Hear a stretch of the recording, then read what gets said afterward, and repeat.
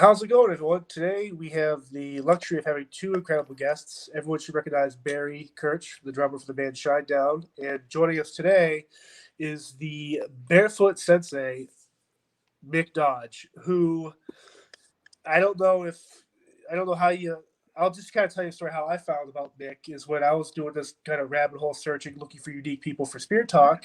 And one person led to another and another. And eventually I found the story of Mick and his incredible starting as a Marine, growing up on a Marine base, martial arts in Japan. And then somewhere in the 90s, you decide to kind of get off the grid and become this. It's almost like your make believe. And so the fact you're actually here right now is kind of cool because it's like this is a guy that on your show, History Channel, the legend of, well, the legend is here today, and I am forever grateful for that, Mick. Yeah, well, I'm not the legend. I was a stunt guy. I'm a lot shorter. You know, the legend was like Nat Geo did that, and the legend's like 7 feet tall and blows drama out his butthole. Man, I'm the stunt guy. I'm a lot shorter. Now, when they approach you for a show like that, are you kind of caught off guard because obviously you're living the life you want to live with your own rules, but here you have a group like History Channel or a TV show that wants to capture this. Was there a little trepidation on your part at the start of that? Well, I turned down several networks because they were looking for a survivalist, and I'm not a survivalist. I'm a thrivalist. You know, I love training, really getting out in the earth. I call it the earth gym, and developing all your domestic and military and martial trainings and running and weightlifting. And I was training what I call the land of Ohms, which are the Olympic mountains where I was born at, and in the whole river valley. So that was my teacher. I took everything I knew about training and then just followed my feet and see where that would lead me. So I was stashing weights and kettlebells and training tools up in caves under trees, and then I'd kind of made a name for myself. I'd run from the Olympic Mountains down to Lake Tahoe about 12 times, but sometimes these trips would take a year and a half. And it was just like I stop at organic farms, and I was just real interested in modern living to me had become boring. And I think boredom is such a wonderful emotion because when you become bored, boredom's like two words: bore through the dumb. And so I'm in this situation, I'm being dumb, what do I need to get going? Well, that's where your curiosity comes. So I either apply more discipline to what I'm doing in the moment, or I find something else different to do. And so I was training, just following my feet. When I say that, is stepping out of shoes, stepping out of walls, stepping out of machines, stepping away from assholes, and getting out and just allowing the earth to guide me in how to train with it, and hang upside down in trees, train with stones, and so forth. And then the TV shows started showing up. I mean, if you walked around barefoot, you kind of hook attention, I mean, who the hell is this guy, and I had a lot of influence. I'm one part ex-Marine. My dad, my uncles were all career Marines, martial artists. But then after I'd served in the Marines and stuff like that, I my hippie time came on. And I was very influenced by songs, Cosby, Stills and Nash, Back to the Garden, those really became my mantras, my training songs. How do I step out and find my own songs, my own running songs and training. And so here come the networks. And when National Geographic came, I was thinking magazine, because I've never watched much television, and I was thinking magazine. And this was an opportunity for me to show off the Olympic Mountains and the whole river valley. I was very excited to do that because that was my teacher. And as we got the show, and then they would say, well, look, we're doing reality TV here, which to me meant more real documentaries. But as it went on, I was just like, I guess one side of me, I'd heard years ago about the dumbing down of America. And when I watched them take events out of my life and my friends, it was like this pattern they had of, we're trying to get this reality TV show. The audience is dumb and stupid. Quit talking to the camera. They don't know the camera's there. What do they think, the fucking tree's handling the camera? I mean, it was just like, I don't think people are that dumb and that stupid. So to me, it was like, I still wanted to show off the Olympic Mountains and what that has to offer to people, to go in there and step out of your wall, step out of your insulations, your shoes, and just immerse in it for a while. Allow it to teach you and start finding your song and bringing your song out of you. And so I just stuck with it for a while, but, my sense of humor get in. They tried to make drama. Right. And my life has been about, if drama's coming, the grim, you got the grim. And if that grim is coming at you, my responsibility and goal is to grin. Is how do I get the grin back and take that nasty situation and turn it into a good time? Turn it into a learning place and a curve. And G-force, I call it. You train a strong grip and grit. Grit is the staying power. To be able to stay in there and grit something. And I think everybody has grit. You'll see people hooked on drugs. They got their grit. They stay with it. They got a bad habit that they're doing that they got the grit to stay there. And what you need is a strong grip. Once you got that strong grip and now you take it into the grit, the third element is to train with a grin. And so what I learned in training as a Marine and training other Marines was, you come in the Marine Corps, wipe that goddamn smile off your face. Now what I do is put that smile back on your face, get that grin back in there as you're training and so forth. So it was, and they're just, they know how to tell story on an electronic medium like this. And the thing went to 22 countries. It got out there. I'm recognized a lot like that, so that's cool. But what I'm really after, in my training, I focus on four things. I call it the S symbol. I work on bare soles, I work on strength, and I work on soil. Our country is we've trashed over a third of the soil in this country, and we need soil. And so it's here in the farm, my goal is in my training is not just the strength training disciplines and all that goes in, but to grow soil.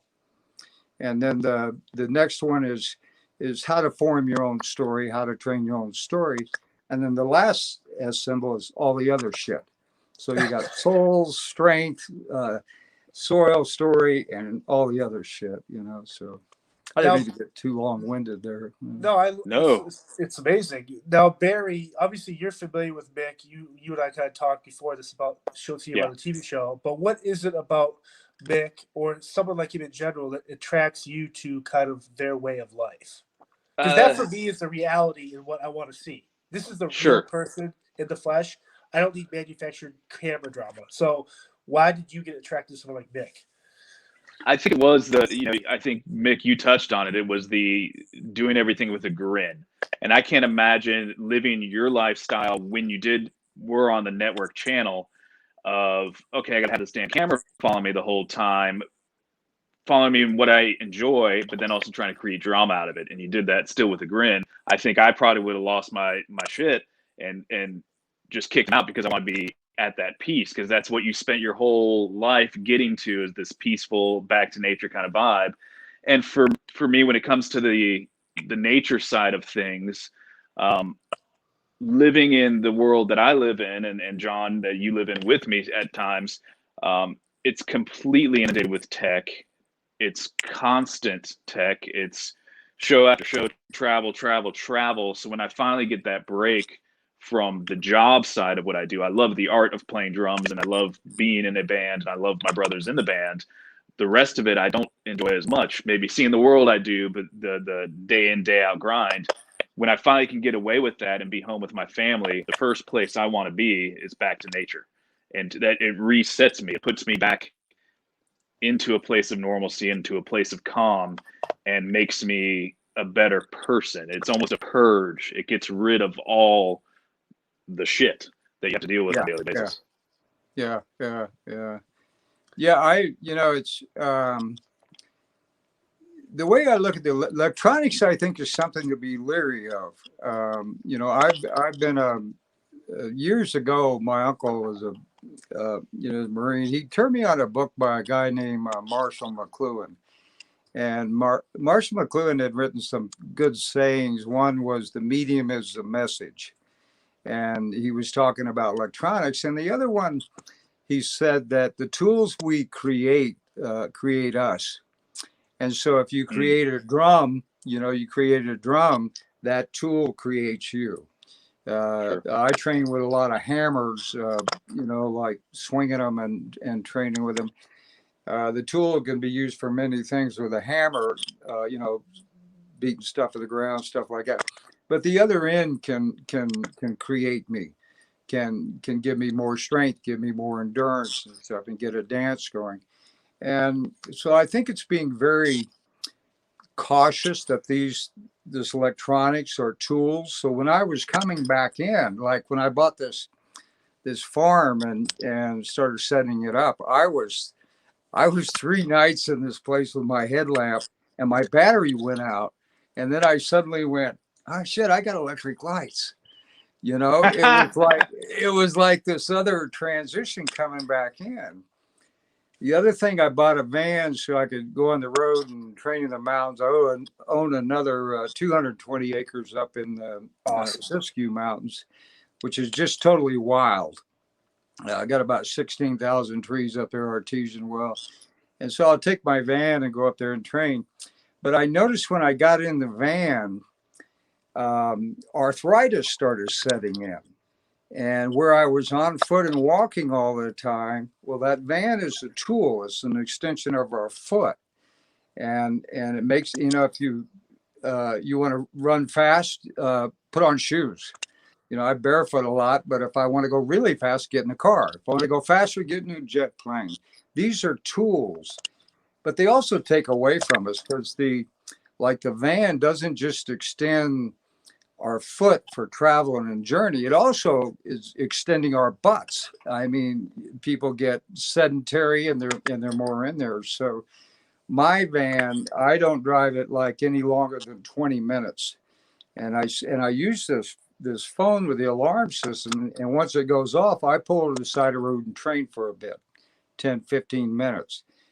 Because the vehicles and the cars will take away your wind, take away your grit, take away your endurance, and that pace in life.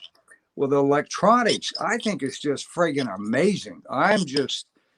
My learning curve in this is still, I've set up computers here and all that, and I'm still trying to learn them.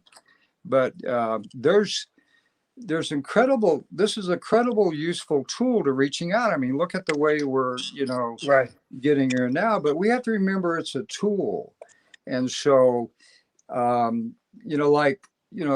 few weeks ago, the thing went off, the phone rang, and I was really in a great place. I play the pan drum, started playing with that, and I was getting out this beautiful, that song, that flow, and the phone goes off, and I stopped what I was doing and went to get the phone. And that's when I went, it's hooking me now. It's Sure. trying to create me into something different. So it's getting that discipline about it. So I think going out into I have a standard barefoot every day. Once the thing about barefooting is the first thing that happens when you step out of shoes is you start paying attention. And it's the first thing. You're looking for stickers. You're looking for dog shits. You're looking for Joe asshole. I mean, it's like the feet open up your attention. And so your attention's been hooked, say, like you've been on the road playing music and you're in that getting back to your family, is to develop a practice that you get out and touch those feet back into it. Here's your attention working. The next step I found that came to me was you have attention and now you have acceptance. One, you have to accept, when I first really began barefooting as a practice and doing it, my feet were crippled up. I had hammer toe, plantar fasciitis, back pain. I had a constant sadness in me. I think sadness is about loss. You've lost something, so you're sad. You stay sad too long. You get mad. You get angst, and so it's for me. It was like, how do I use my feet to in that loss that was constantly going on was what you were just talking about, Barry, that loss with the earth, that loss with that connection. It starts angsting you. And so once I was coming to this awareness in the mountains, I took off and became a nomad. And what I mean by as a nomad, I was searching for the not mad. How do I get a practice going of sinking my feet in the earth and putting up with other things in life and shit and not get rid of the mad? And how do I make it glad? No mad, don't be mad. And so as I was journeying around and you engage in people, I found in shoes there's this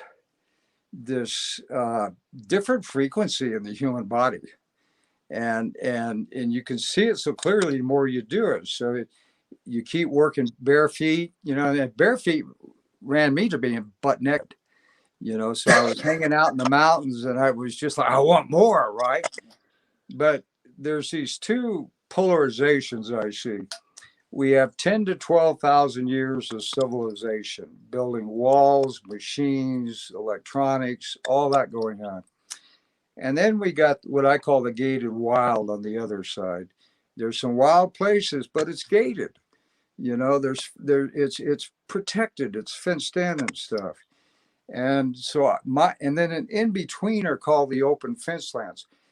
Here's an example. Wherever you live, if you're in the city, stand up, pick a direction, get in your bare feet, and just go for as long as you can for the day.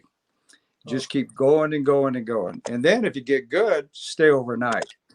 And you start exposing what's that habitat, that terrain of the city. And so as you come out of the city, what I call the sitting world, city, C-I-T-Y, sitting, seats of power, all that kind of shit. Once you step out of the city, you're out into the open fence lands.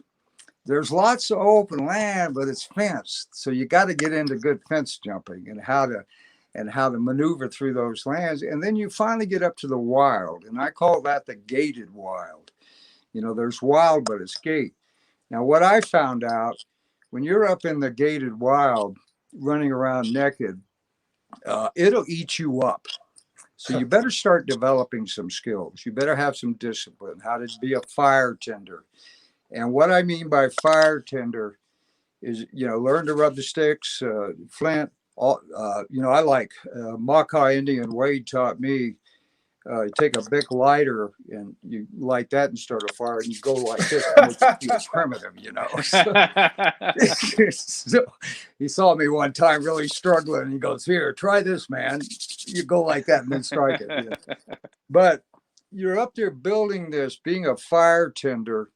I believe when our ancestors were drawing sounds down into words, fire and desire sounds the same. So you have a coal on a fire and you bring your wind, you bring your materials to build that fire. You have a goal on your desire. And so the same process is there involving how do I be a good fire tender? How do I be a good desire tender and build my desire? I can throw gasoline on a fire and blow it up. Too much. I can take some kind of teacher plant or alcohol or something to blow myself up. You have to learn, how do I feed my desire? How do I feed my fire? And drumming and dancing and flutes and bringing, those are tools to use for building your desire. And so when developing a practice of stepping out and working with the element of fire and bringing that is here I am naked up there, will eat me up. I got to have fire. I got to have shelters at time. How much shelter do I need? These are all tools and extensions of our senses, of our ability, our bodies. But if I walk around if I go down to the city, an incredible place to, when people say, well, you're a survivalist, Mick, I'm not. I'm a thrivalist. But when I go in the city, that's where I really kind of kick into survival mode. It's like, how do you survive this? There's some rough terrain there. And so in the gated wild, I guess what I'm saying, the gated wild, you run around naked, it'll eat you up. You better be disciplined. You go down to the city and you run around naked, they'll lock you up. They'll say, hey, come here, naked boy, you can't do this down here. They'll lock you up. So you have to, when in Rome, do as the Romans do.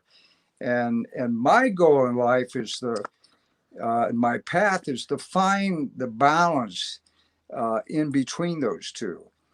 People come to me and they go, oh God, you have a cell phone.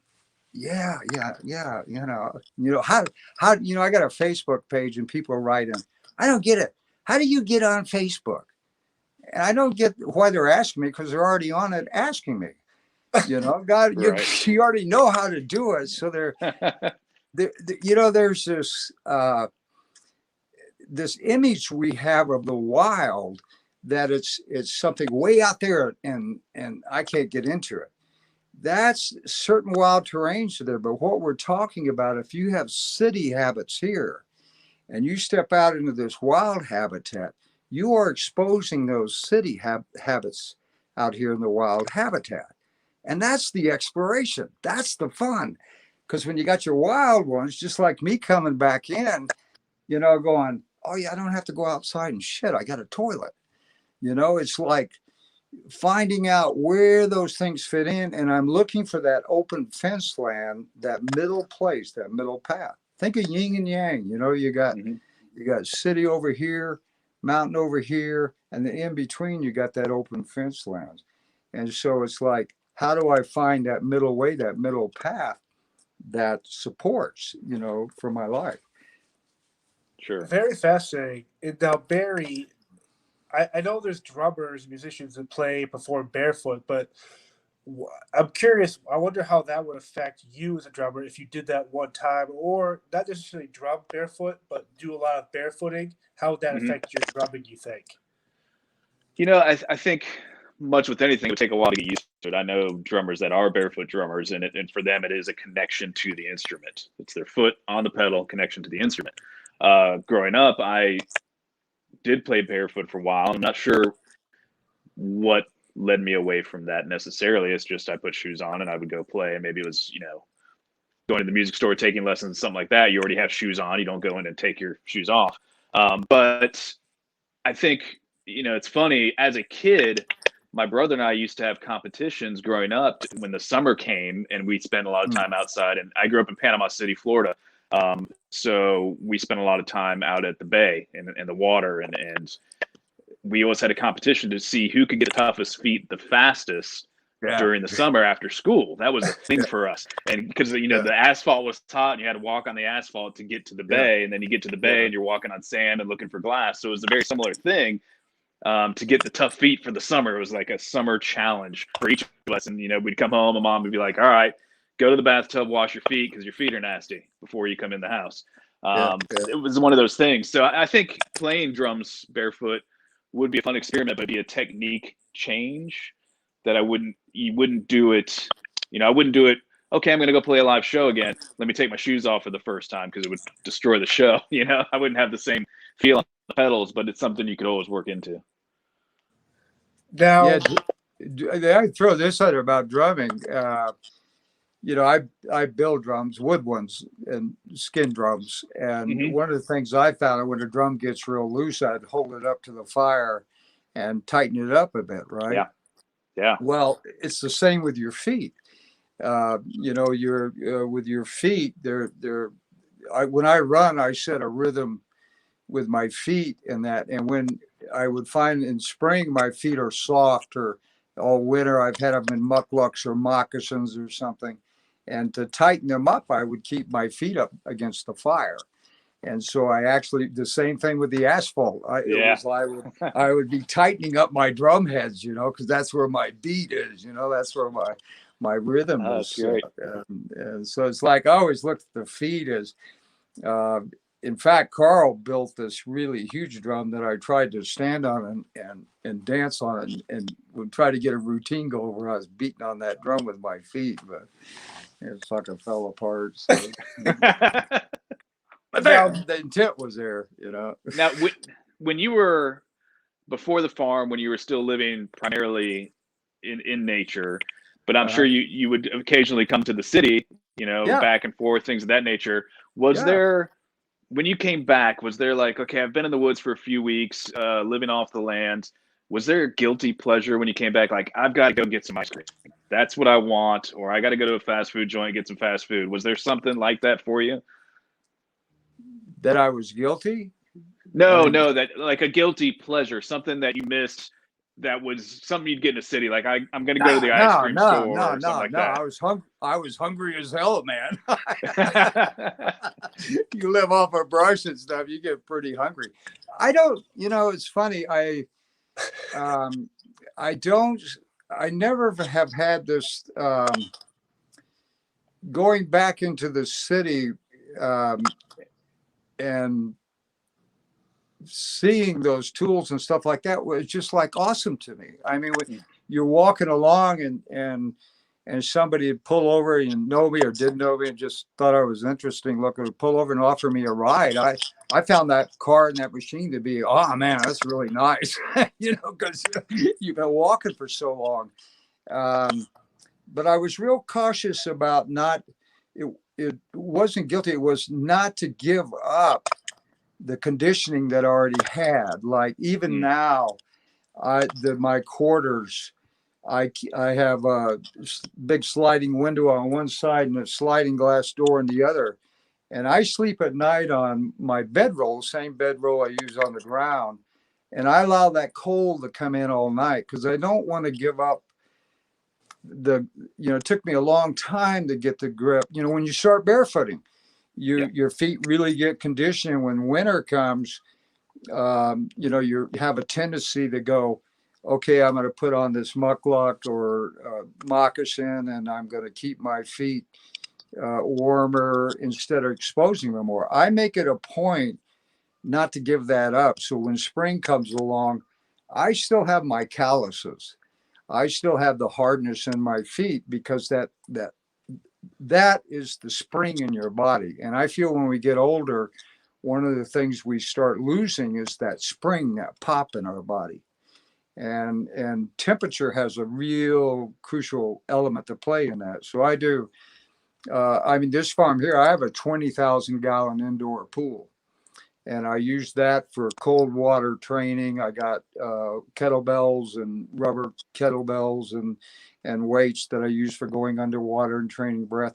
But then I go up into the mountains, and what I keep going here, then I go up in the mountains to keep that exposure. I'm very interested in exploring the habits I pick up here around the modern things and stuff, and then how to look at them when I go up there and be without them, and that becomes, a practice. Like, I think it would be fascinating to go, okay, what are the skills in this? What's the shift and the change if I start playing the drums with my feet, bare feet, start having them in there? Or do I do some barefooting around in some natural area and then go in and put the shoes on and do them? So I find all this is it's just one big adventure, man. And all the stuff you get to explore with it. and and then sharing it with other people, and goes on there. And the big thing is I find is that we say nature's out there, and there are some wild places left. They're there, but it's also around us. And what is the meaning of the word wild? What does that wild mean? And when I look back at our people's language, I think the word child and the wild sound very close for a reason. You see a young child, they have this natural millions of years of evolution of how to grow, how to evolve. And then we bring in domestication, domination, domiciles. We got this domain. We bring that in on them and start shifting and changing that. And some of those things don't work. Some of them work for a little while, but then other things like, man, we got a bad habit going on there, that we don't need to get going. Like one of the things I see about this electronics and stuff, it creates a lot of polarization. And one of the key things that I have found, and when polarization happens, two concepts begin to oppose and hit like that, is start dancing and singing, because that weaves those two together. That brings that polarization when you're bringing in song or your beat or your rhythm. I run with a rattle, and when I would run, somebody'd come up to me, and it's a neat practice, and they come up, and they're just being nasty. You know what I mean? You run into those ones. I start shaking my rattle. I start shaking my rattle at them, and then I go, have you ever tried one of these? Because you're trying to bring me into misery loves company, and I don't want to fucking go there. Sure. So here, try this rattle like this. And of course, they look at you like, what is the matter with this guy? Which is cool. Go away then, go home, get in bed, pull a sheet over your head, and fucking die. Now, Nick, you mentioned you have obviously a background in martial arts. I know Barry practices and has practiced Wing Chun. So what is the actual martial art or martial arts themselves that you kind of studied, and how does that training kind of help you with what you're doing now? Well, with my dad, my uncles all, my dad was in jiu-jitsu. He had 35 years in the Corps. My uncles, one was Shotokan, karate, Shorin-ryu. But the best way that I can really, what they were doing with me and training the dojos I went in was taking everything. They were Marines, they were warriors. And so it's like their goal was, how's this work? Sure. My uncle, you have katas and a lot of Okinawan style. You work on katas and get forms down and stuff. They would find that a little bit good stuff, but they wanted more actual movement of fighting and dancing, so they would take that style and mix that in there. And I fought in all Marine judo for a while. I like judo. I did a little bit of kickboxing and stuff like that. But now I don't know if you're aware, I'm the highest ranked in the world at Hayakue Ikimas. And that means like run like a motherfucker. It's, you want to defend yourself, get a gun. It's like, I find distance being the best one. I'm a Dodge, and that really fit me well. When I was working out kickboxing for a while, I remember my uncle said, Mick, we need to have a talk about, because we used to scuffle and train all the time. And he says, you're one of the best I've ever seen blocking your hands with your face. So you need to remember that you're a Dodge and get some distance going. And so, powerlifting, weightlifting, I did that, ballet, any movement discipline, I have just always been drawn to.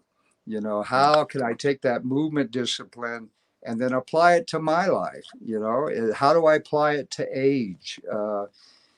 How do I apply it? Because I think the extreme sport of aging fits everybody. Because what's the big question you have in life?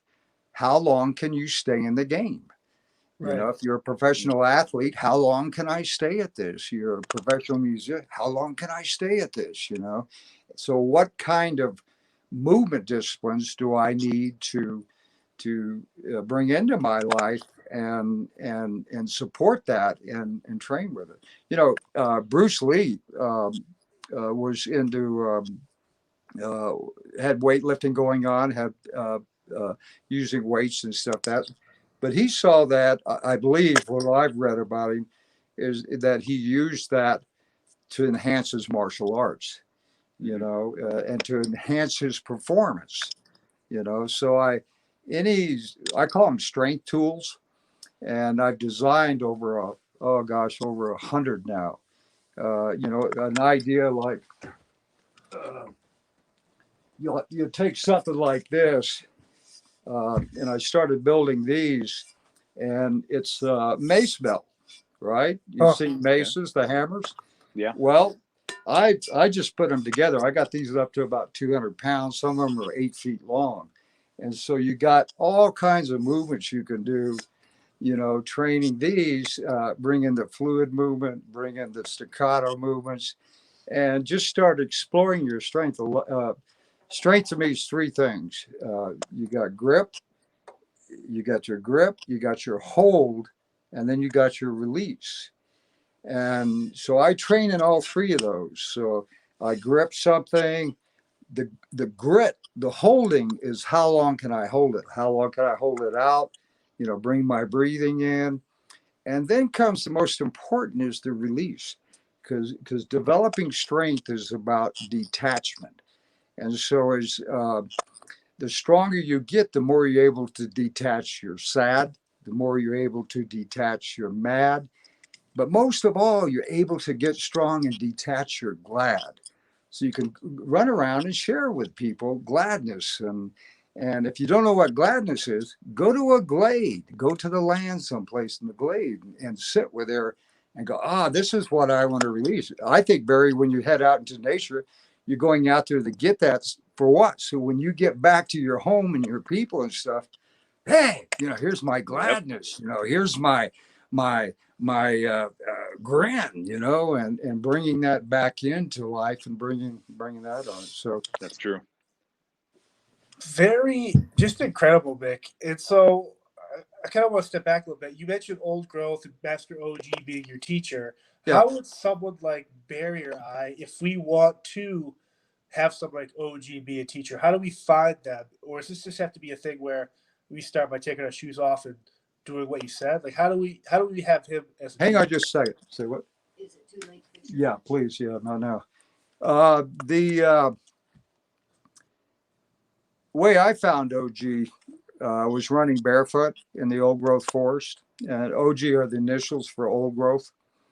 And as I was running in the old growth, um, you know, when you're in that move, that run, that flow, there were the trees, and I started looking up. You know, I'm dancing over roots, right, big roots in the trail, and there's all this just this flow that comes at you, and the sun was shining, and I looked out, and the next thing I know, I stubbed my toe, man. I ran my toe right into this root, and right there, what's happened? I'm not paying attention.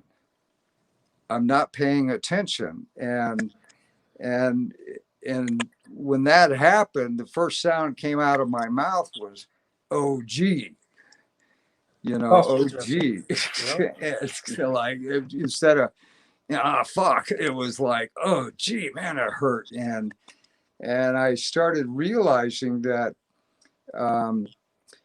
catching that flow, catching with the river, catching that flow and getting in there, you have to set a rhythm, you have to set a beat. And then I have a mantra: follow your feet and the earth will teach, and the earth will show you what to seek. And so it's like a trusting. You know, I had to when I first stepped out of the shoe, I had to accept my feet did not fit this earth. I think about it. We are a two-footed species, Yep. And I had so long in shoes and insulation that when I began running around barefoot, I realized, man, my feet don't fit this earth. And that doesn't fit right. And fitness is two words: fit, nest, right? And nest is what a bird does, builds a home in the earth. And so fitness is about fitting into your home, fitting into your nest. And when I was at that place and trying to fit my way back in and stuff, and allowing my feet just to pull me into this, because it's touch, touch, that as I allowed that to take place and began to pay attention more and accepting I can't barefoot every place. I give them quite a few barefoot talks, and I go into the city and they go, well, God, you're here to talk about barefooting, but you're wearing shoes. Well, yeah, this is not a real safe environment. Right. Right. There's a lot of things I don't want to step on in the city. Exactly. I don't know who spit there. I don't know what's going on, So, and the way I learned that lesson was barefooting. I'm catching the flow of the old growth, that I'm shifting into that. I made the vow that I'll never wear shoes again. And I took off. I was a week up in the mountains. I was up there training. The snows came in early, and I had no footwear, and I almost lost my feet. I was living in a cave. I had to keep a fire going. I had a jacket, and I had to start cutting that up to build myself a set of mucklucks so I could get back out of the mountains. And imagine that you're trying to keep your feet warm. You run around trying to get wet wood, keep the fire going. It was a real learning experience for me. And what it taught me was how arrogant I was being. To make the statement, I will never wear shoes again. It was like, yeah, well, come here, boy, I'm going to teach you something. And the earth taught me that I had two upper hands for making footwear. And so I built my footwear and started paying attention to that. So I think at barefooting, you begin as a tender soul. Every spring, I feel like my soles are still a little tender. And then you start crafting in to what I call the dirty soul time. And in the dirty soul time, I'm really cautious of that, because that's where I can expose my arrogance. I think we all have arrogance. And one of the ways my feet showed me about how to handle arrogance, not in other people, but also in myself, is you need to be humble. You need some humility. But the trouble with humility, you're going to wind up whining if you hang with it too long.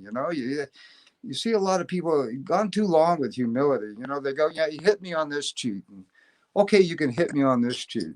Fuck, I'm Celtic. If you hit me on this one, you can get into this one, man. So it's like, to that. Yeah, so there's humility. And then the other thing you need is to be honored. You need your honor. You need to be truthful and honorable, but honor will turn you into an asshole. You can push that too far. And what I find the balance between humility and honor is humor, is when humor starts coming in. So as I expose arrogance and those things, I am using humor to say, man, here I am running around up here, never wear shoes again. I'm going to lose my feet, and where's the honor as well? I'll always keep shoes on. I'll never step out the earth again. It's turning into assholes. So it's looking at ourselves, and I ran for a long time. What is the foundation and the deepest meaning of the word humor to me? And I think it's the fact that we're all so full of shit. That is humor to me, is when you hit that place like, yeah, I may have thought that, but that was really arrogant, and now I'm going to work myself out of that. And I think when you hit that place of humor and you're grinning back, moving down that old growth trail, you're opening up your grin, your smile, you're saying, I don't know shit, but let it in. And then you gather all that, and strength is is grip, hold, and release. We're story people. We're story animals. And story is gather, hold, you store it, and you release your story. You tell it. We're releasing story now in this medium right here. So setting up that kind of training practice and doing that is, and I want to, my story is so humorous that it keeps me in stitches. It's just like, after a while of practicing that, because it's like you expose so much, you just run around barefoot. And I would walk into stores, okay, and I'll walk into the store and the shoe police come, Mm-hmm. and they'll walk up and they'll go like, you don't have any shoes on. It's like, yeah, what in the fuck makes you think I wouldn't know that? You know what I'm saying? It's just this training of this control of people have these common things. And it's like, and then that guy, what I did was put on a set of socks, and I walked back in with socks on, and he didn't know what to do. Is a Right. sock a shoe or what? What's this? What's that about? So bringing in the laughter, the humor, that joy, and to leave people with a smile on their face and a grin. I think that's what we're meant to do as human beings. Think about Neanderthal. Here's Neanderthal running around 5 times stronger than we were. Yep. Man, they were just like, they were doing some shit, and they had these big jaws. I think they had big jaws because they had big grins. They were just running around going, yeah, man, they couldn't help but that grin. Here we come along with a little more serious face, and so it's like, how do you get that grin back on them? One of the cool things that Barry Kerch is part of is he has this movement called the Campaign Against Negativity, and I'm sensing a lot of the similar type of traits, being a good person and this type of stuff. So maybe, Barry, you can incorporate more barefooting in your message. At least some more grinning for sure. I mean, either way. It's important, because I'm with you. There's so much bullshit, and everybody talks, including myself. We talk a lot of bullshit, but you have to step back from it and realize the short little blink of an eye that we're on this earth. You can choose to, everybody gets handed bad times, and goes through bad times and sees bad things. I don't think there's a person out there that doesn't. But you can either choose to dwell on that, or you can choose to live it and then move on and be happy again. Because exactly, I don't have time for anything else. I got to be happy. Yeah, that's the way I see it. If you bring it on the sad, you might as well go home, take a shower, get in bed, pull a sheet over your head, and fucking die. There's too much that this earth gives to us, and we give and we take, and it's gratitude, a great attitude to start, bringing that back so that generations to come will have that same thing. It's such a great feeling. That's why I get into growing soil. I mean, soil is this microbiome, and how do you get it growing? And like, a lot of trees have been cut down, but those trees will grow back if we got the soil. But we lose the soil, we're going to be in a real shitload there, So it's like, I think there's a revolution on now, and that's about growing soil and getting soil going. And I don't care where you are, you're in a city, get a flower pot. When you come here, the train, one of the things I demand for payment is you bring a plant with you in a flower pot. That's awesome. And what happens to a plant been in a flower pot too long? It gets root bound. It's the same for yourself. So now you have to transplant that somewhere, and that takes knowledge. Training's 3 things: knowledge, skill, and desire. So you got to have, where can I stick this in the ground? How do I nurture it? That plant is teaching you how to train your own body, how to sense your own roots in there. And so that is your teacher, that is your coach, and how do I get that back into the ground again? What's kind of fascinating, I think, John. with COVID, this past year with 2020 with COVID, I've always loved gardening and planting vegetables, tomatoes, all the way from my grandfather to my father. But this year I actually went and bought a lot of like blackberries or raspberry Yeah. bushes. I had such a fun time doing it that Yeah. watering them and checking on them and making Yeah. sure they're getting enough water or sun or organic fertilizer, or the roses need the coffee grinds. And I don't know if it was COVID that made me start appreciating nature and plants, but I mean, I water I'm in Massachusetts, so there's snow everywhere. The sun's kind of tough to whatever, but I'm trying to grow and raise a lemon tree.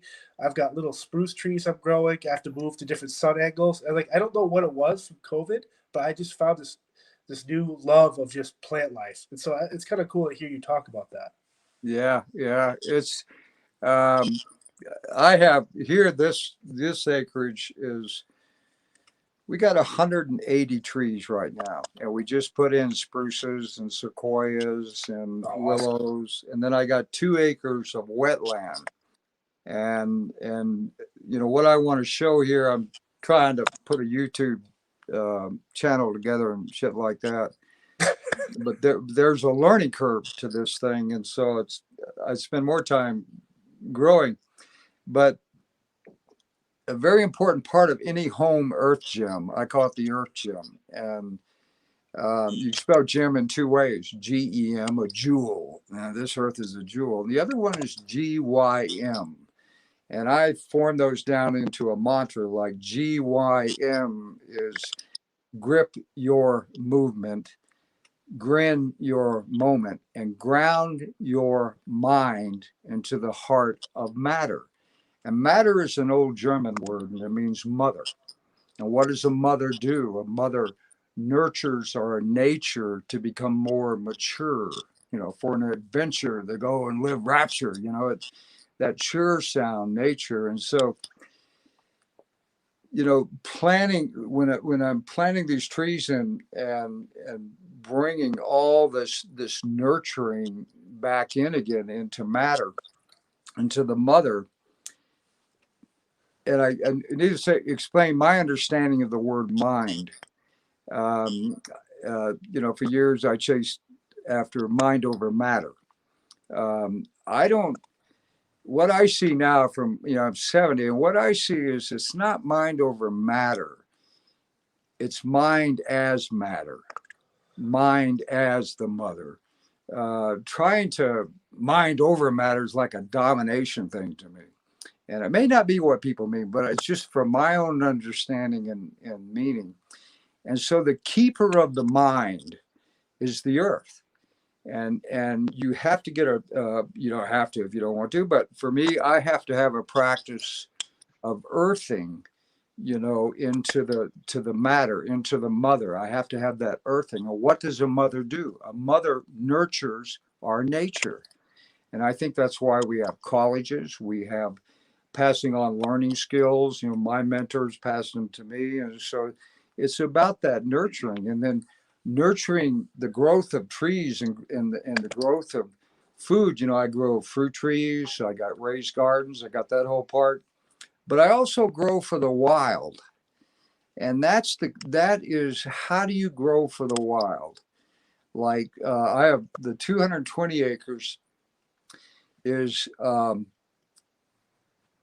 first step in my growing plan is to stay out of the way, is to go, it just does what it does, stay out of the way. And then my second one is witness. What is it doing to grow? Not what I think it should be doing. What is it doing to grow? And then the third one is, where do I show up? Where do I show up and support this wild growth? So growing the wild. And that has a lot to affect coming back to the farm. And then, this country, when I got down here 3 years ago, you see some plants and you ask some farmer or rancher out here, you'd go like, well, what's this plant? Well, if it wasn't alfalfa or hay, it was a weed. Right. And it was like, you're going like, yeah, but what is it? So the more you get into it, the more you get that nurturing going. And I think COVID is like the call of our times.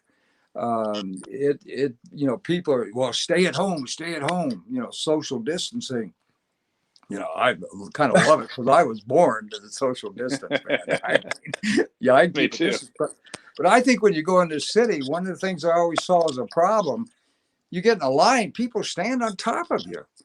They're always standing right up real close. They're always like coming in. And so it's like, now it's like, you got to have social distancing. I think that's the earth saying, get some distance between you, spread out a little bit, open your arms, don't, get more out into the earth and experience that out there. So I like the social distancing thing. And the mask, I think the masks are cool, man. I got these Green Man masks that I wear, and just walk around with those and other ones. I came up with all kinds of masks. I'm a Dodge. And so it's like, I'm going to keep in the shadows, I'm going to go in there and dodge it. And I think it's all, the sadness is the death, but I think one of the things, and this may not be just from I don't spend a lot of time on the computer, but I do look and try to research stuff. I think there needs to be more talk of immune system. How do you do cold water training, saunas, your food? Are you growing your food? How close are you to your own food and stuff? Having a strong immune system really should be a talk that hits our country big time because our obesity rate is huge. It's and people out of shape and so moving and keeping a strong immune system. I think this time is saying, hey, people, start paying attention to that. And like you start growing, it's like, right. How's that plant growing? What does it need now? How do I keep this growing and stuff? And then you get to eat it, That's the best part. Yeah. Oh, yeah.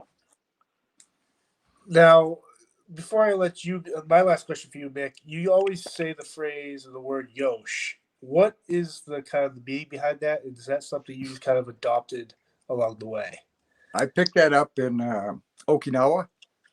My sensei Oda Gabasani, they used to use that word yosh, and my uncles used it. We got into using it there. Okay, you're going to pick up a barbell, okay? You don't know how heavy it is. Maybe it's 250 pounds. You don't know if you can do it or not. You make the you learn the train with the word yosh. You are committed. Yosh, you're going for it, whether you get it or not. It's not a matter of winning or losing. It's about participating. And so it's yosh. You use it in a training practice like that. The Marines had one. The one I learned, and then the other thing is my dad. Even though he spent 35 years in the Marine Corps, 3 wars, 29 decorations, this guy hated the fuck word. And I mean, Marines went around saying fuck all the time. So my dad said, look, quit saying that and start saying yosh. And what I've learned to use it over in life is it means hello, it means goodbye, it means no shit, it means fuck you. It means a lot of things. And so whatever situation or conversation I'm in, say somebody says something negative, I go, yosh. I just said fuck you, but I haven't said fuck you, which creates a problem. You right. Get, all that going. It's just like, yosh. And people go like, what the hell does that mean? It's just like, so it just allows me to not get tangled up in a lot of words and basically I'm saying, yeah, I heard you. Somebody will say something about science or something like that. The universe is billions of years apart. It's like, whoosh. I don't really have an opinion. I don't know how to think billions of years. And right. And so I just like, whoosh, I heard you. It sounds interesting, I hung around for a long time as hippie and stuff with people always into higher consciousness. They're always traveling for higher consciousness, and they got some good rap going on. They got some good talk, but I never saw physical things taking place. You know, it's like people go, oh, we got to quit screwing up the earth. We got to quit doing this. We got to quit doing that.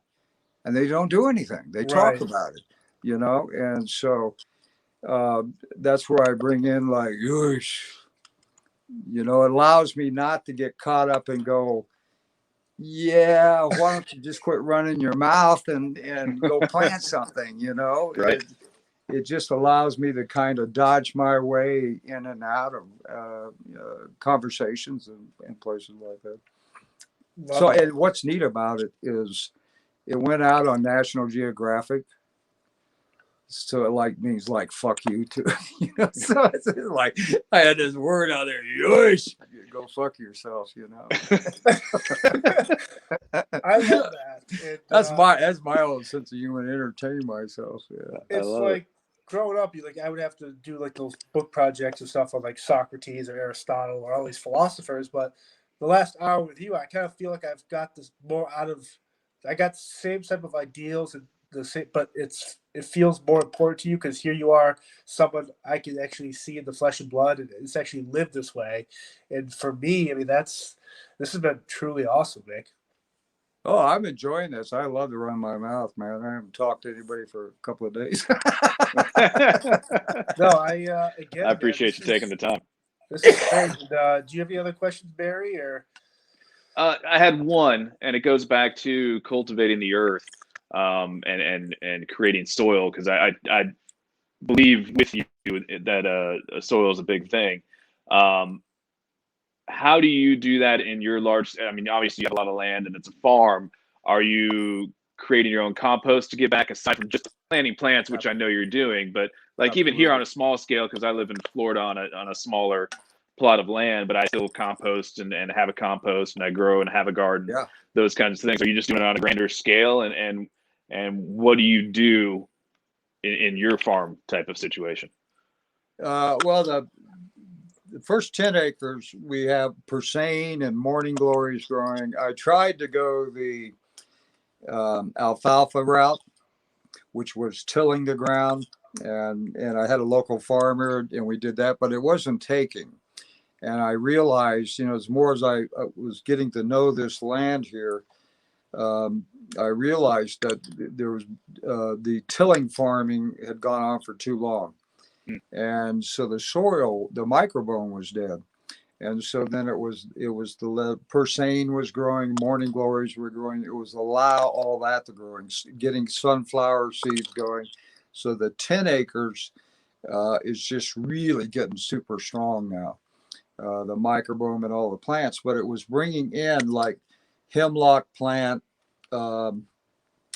that's not indigenous to here. It's a very poisonous plant. Nothing eats on it. So it was like, you know, going out and about a samurai sword. So you go out and just, you know, whack the suckers down, you know, and Nice. get a workout, go and play with it. And getting that established back here. Now the next 5 acres over, we're in the process of getting that soil turned back into strong microbiomes. So it's going out and just throwing every kind of ground cover we can get going out there and then see what pops up. And then I have the back 2 acres, which is wetland. And so that wetland, lots of cattails and ducks. And the other thing I do is I go through, we put out here, I think about probably 50 pounds of bird seed a week. And so now that brings in, that's why if you got a home urchin, to me, you need music. And so every day we just have, in 3 years, I've watched the dove population grow, the ducks. We got a pheasant growing. I saw 30 pheasants this morning. And so this whole bringing in the birds and they're spreading seeds and getting them involved in that, you know, and by feeding them seeds. And now they, you know, we have sunflowers that pop up all over the place now. And so it's just, it's getting patient. And then composting. Composting is so amazing. I mean, once you get into it, it's just like, it's such a good feeling. I mean, you know, you know what to do with shit now. you know? Yeah. So it's like, hey, guess what? This shit will grow and we can shift stuff around. So that, that to me, I think as any species on this planet, we are meant to grow things. We are meant to grow things, and learning how to grow and learning how to do that nurturing and of nature and growing wild. You know, growing wild. You know, up home in the Olympics, I would come along in a gravel road and I would see the little trees popping up, maybe a hemlock or a spruce or something. Is to take that and I would move it. I would put it into a place, find a place where that could get going there and growing. And then several years later, come by going, oh, wow, that's the one I moved out of there. That is such a feeling of confidence. It's a feeling of knowing. It's like, yeah, that was good, Mick. That was a good thing to do. You know, it was like, yeah, keep that kind of stuff up. So I think growing, I don't care how small a piece of land. You don't even, you don't even need to own a piece of land. I used to make up seed bombs. A guy in Japan thought up this thing. You just put seed in a mud ball, right? Get a whole bunch of them, put them in a sack, go to an area that's disturbed, just like tossing suckers over there and come back, and who knows what takes off. You give the opportunity. I go, yosh, I participated, and maybe something gets growing there, and then a year later you see some guy that owns the land, he's out there whacking down some weed or something, it's like, I don't care. You never know. All you can do is participate. You don't know if that seed's going to win or if it's going to lose. All you can do is help it and participate with it. And that builds in your own life, your own character. It builds in you that feeling inside, that like of gratitude. I remember when this MAGA thing got started, Make America Great Again. I thought they were talking like before 1492. Endless sky full of birds and trees and rivers and mountains. Make America great again is making America grateful for what we got. And we need to do that physically by making it green again. We need to grow things and get it going. And there's tons of people doing that. That's what's so interesting to me about this internet and these phones and stuff. There's one outfit called kisstheground.com. And it's about growing soil. And so you got plants you need to know about. You can get on and use this tool, educate yourself and say, let me go try this. Let me do that. I'm just amazed at technology and what's going on with it right now. So it's how to use it. Yeah. How to bring it use physically. it as like you said, keep it as a tool. Yeah, use it as a tool. And that's, higher consciousness. So many people I know that are into this higher consciousness, sat with a lot of shamans, sat with a lot of different folks. They got some great songs, rattle shaking and pointing problems out in the world. My next question is, what have you planted? What have you done? It's easy to sit around and talk about it. The walk is stronger than the talk. And so it's like, that's great. We all know that. We got it down. But, what are you doing to bring back and put it back in? And I think that's the call of our time, is for people to start growing stuff, and get that growing out and just, and then the sharing that comes from it. The sharing, we got, apricots and plums and sharing that food, giving out community. They come back, and like hunting. I don't need to hunt anymore. I share other food and stuff. And guys come by and go, yeah, here, my freezers are full of meat. And so it's, I don't have to go out and do that anymore. I do it just by sharing back. And I love that. That sense of community I love that. You got to have the community, be a part of it. I know a lot of people have the impression that I was some kind of isolated pissed off guy up in the mountains and shit. It was never my gig. I like people.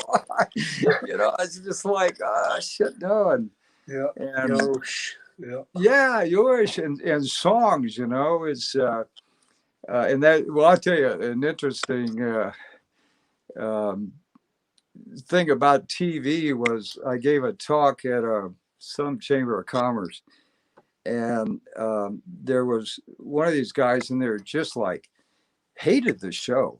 He hated the whole show. And he goes, he said, "Yeah, I've seen those shows.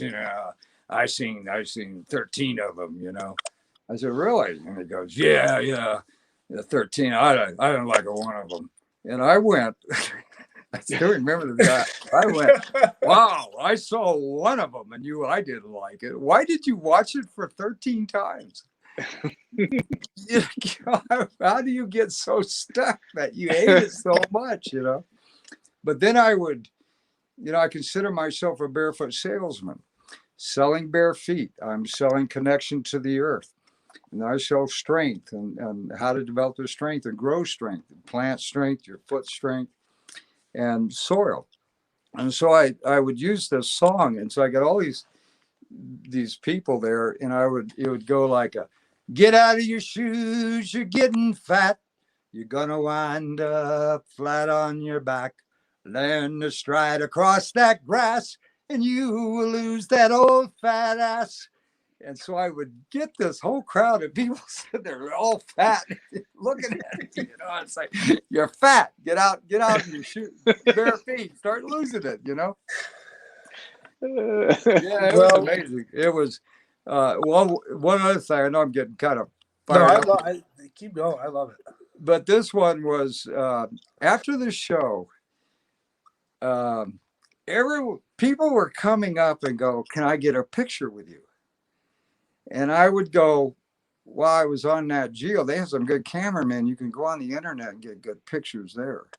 So, oh, no, I want you on my cell phone. So it was something about, okay, I want to have him in my own cell phone, my own picture taken. Something there, keeping photo albums and stuff. So I saw that. So I went on a quest and I said, oh, what am I going to do about this? And then it hit me, OG, as I was running, I came back down. Somebody would walk up to me and they go, "Can I get a picture of with you?" And I go, "Sure, but you got to be barefoot." And so they take off their shoes, and man, I have seen some ugly, terrible feet, man. They have been in shoes way too long, and a lot of times I would like move over on the gravel, and they would still take off their shoes. And so they're like, oh, ow, oh, they're stepping on gravel and stuff. And probably 80% of those times, and it's happened hundreds of times, 80% of the times, I either had on sandals or moccasins. And not one person ever went, "Well, how come you're not barefoot?" That's funny. Do you see what that tells you? See what that tells you? And so what I began to realize, there's this celebrity shit. And I am not a celebrity. I have never been a celebrity, but I am a celebration of this earth. And so as a barefoot salesman, how do I, and I got endless customers. How many billions of people on the planet, man? They all got bare feet. And so it's like, yeah, how do I get those feet and that connection back down into the earth? Was just trying it out, doing it a practice, do it at your own pace. And then that connection, that sinking back down into that, how it shifts and shapes your brain. It really begins to shift and shape you. And it can be dangerous. It can be dangerous because you hit that connection and then you go back in. You can go back in with a real chip on your shoulder. It's right. Walking around, go, "Why are you fucking this up? Why are you fucking that up?" Barefooting to me takes me back into humility, because then I get to go, "Why am I fucking this up? Why am I making this more miserable?" And I just pull it back to myself and now walk that. Walk that. Whether other people are doing it, I don't care. If you're not, oh, great, share me, teach me more. But if you're doing it, go home and die. Get out of the way. Leave us be. Let this thing flow and grow like it should be. So. No, I love it. And you mentioned you're on Facebook. Barry, you're on Instagram. You got social media. But if people do want to find you at Facebook, I suggest they do it because you do have obviously talk and do some motivational stuff for everyone. And Barry, you can be Barry. And this is an awesome talk. I think this is probably the second longest one I've done, and which is ideal because there's so much to digest from this discussion here. And thank you, Mick, for your time, and thank you, Barry, for jumping out here as well. Well, thanks, Mick. It was a pleasure. Hey, Barry, can I ask you a question? Yes. So are you guys still on tour? How's that going now with COVID and stuff?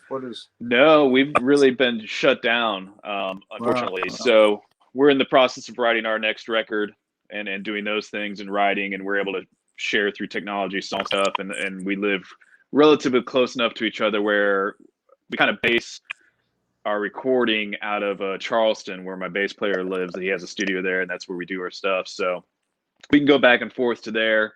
We're looking at hopefully getting on tour this fall. It's going to be state dependent. It definitely won't be international travel anytime soon. I don't think. I hope. So it's kind of a waiting game. It's really shut my whole industry down. Yeah. But again, I'm looking at the blessings. I got to spend. This is the longest time I've spent with my wife and daughter in 20 years. So that's a blessing for me. Yeah. How old is your daughter? She's 10. 10. Oh yeah, that's a great age. Yeah, she's a blast, and she's following in my footsteps. She's an old soul, a little outdoorsy girl.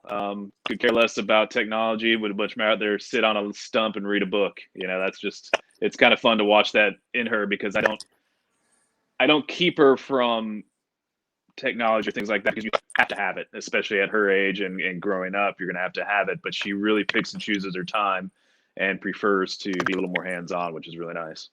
So you're in Florida? Yes, Jacksonville, Florida. What part? Jacksonville, the northeast coast. I know Jacksonville. I was in there once in the Marines. Oh yeah, we had the Navy base and stuff. Yeah, Navy base there. Yeah. Wow, yeah, Mayport. Hot, swampy place. Yeah, there's a lot of places you don't want to walk barefoot. I'll tell you that. Yeah. Yeah, I don't know if I could barefoot back there.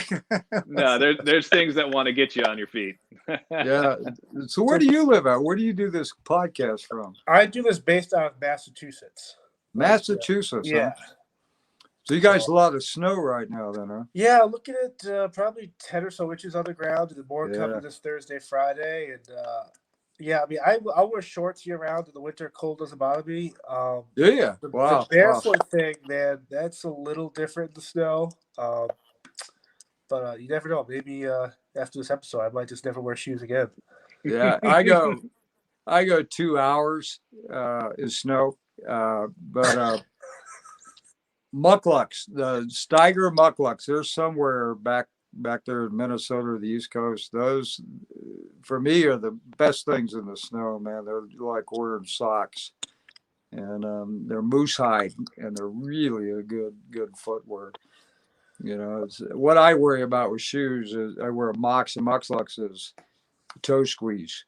You get a shoe that squeezes your toe, or another one too high a heel shortens your Achilles tendon and weakens your foot that way. But in the winter time, when I got to wear a Mox and stuff, I want something gives me lots of room, and those mucklucks give that to me. Awesome. Well, hopefully when the stuff clears up and kind of goes back to normal, maybe me and Barry will go out there. We'll do some tilling and feed some birds, and maybe some. Yeah, come on out, man. I got a big bunkhouse, man. I got a indoor pool, a sauna. I love it. Toilets. Got toilets. Toilets are good. Yeah, toilets good. Toilets are good. Barry doesn't need toilets. He's fine. Yeah. I've cooked in the woods plenty of times. I like toilets now. Toilets I do too. Good. Well, again, thank you guys both, and then we'll talk soon. All right. Thanks a lot, guys. Cheers. Thanks, guys. Right. Bye-bye. Bye-bye.